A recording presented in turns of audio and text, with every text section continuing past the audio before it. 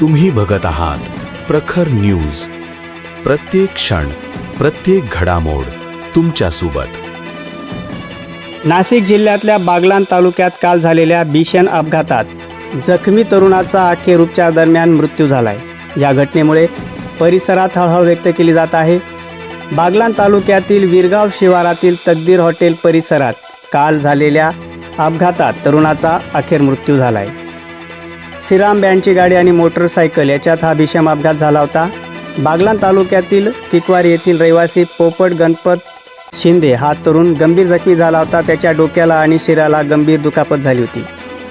अपघातानंतर स्थानिक नागरिकांच्या मदतीने त्याला तातडीने ग्रामीण रुग्णालय सटाणा येथे दाखल करण्यात आले, परंतु त्याची प्रकृती ही चिंताजनक असल्यामुळे त्याला पुढील उपचारासाठी मालेगाव येथे हलवण्यात आले होते. मात्र उपचारादरम्यान त्याचा मृत्यू झाला आहे. एका अपघाताने एका तरुणाचा जीव गेला आहे आणि एका कुटुंबाचा आधार हरपला आहे. या घटनेमुळे किकवारी परिसरात शोककळा पसरली असून वाहतूक नियमांचे पालन करण्याचे आवाहन नागरिकांकडून केले जात आहे.